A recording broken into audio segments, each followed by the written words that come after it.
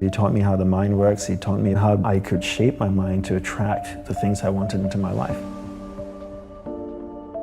He showed me that nothing is impossible, that you can attain it if you really want. If you want to attract something in your life, you need to understand what that frequency is that you want, and then change the energy in your body to match that frequency. And when you do, you attract that. You know, a lot of people talk about this law of attraction and stuff, but I never really understand it or explain it properly. And I think sometimes the New Age world can just get away by saying all kinds of, the law of attraction, and do this and do that, and it will attract it into your life. But there's no practical steps or actually understanding the science of how these things work. But once you really understand it and then put the hard work into it, these amazing tools have been around for millenniums. Monks have been using it for thousands of years. Concise choice of positive words, clear visualization, and feeling being the most important component, because feeling is emotion, and emotion is energy, and energy is magnetic.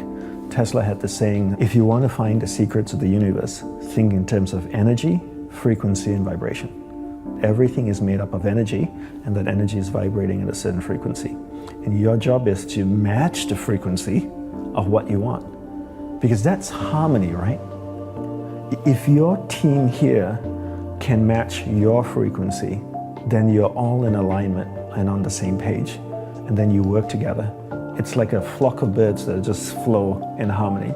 You see them flying in the sky. They never crash into each other. They all fly in harmony. It's like the old radios, right?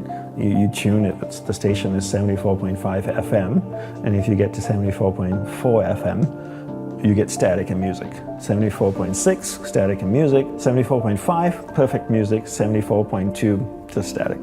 And so your goal is to tune your energy to match the frequency of what you want. And then that's when that attraction comes. Concise positive words, clear visualization, and corresponding feeling. Right? The feeling is emotion. So when I say corresponding feeling, if you want something, you need to match the frequency of what you want.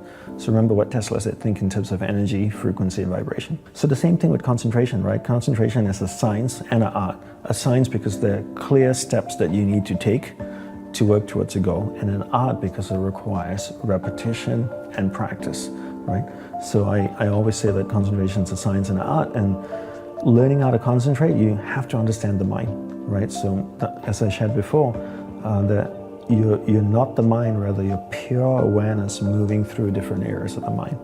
And I define concentration as my ability to keep my awareness on you for an extended period of time until I make a conscious choice to shift it to something else. So most people allow someone or something outside of them to control where their awareness goes. And in the monastery, we meditated as a group for 1 hour a day. What are we doing the rest of the day? Gurudeva taught us to practice concentration. Not to practice mindfulness, practice concentration. So if you're speaking with another monk, you give that person your undivided attention. That's what we practice all day. And I think people take a different approach right now. They think, if I meditate for 10 minutes in the morning, I'm good, I'm Zen. And the rest of the day I can just do whatever I want to do. What do you become good at? You become good at whatever it is you practice. Because practice doesn't have the ability to discriminate between what's a positive practice and what's a negative practice. So if you practice something negative all the time, you become really good at it. So if you practice distraction all the time, 10 hours a day, what do you become good after 6 months?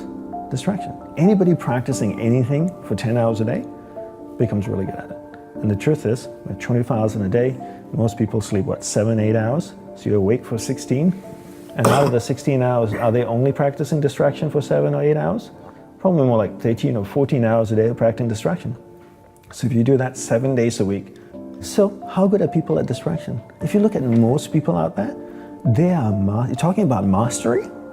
They have mastered the art of distraction.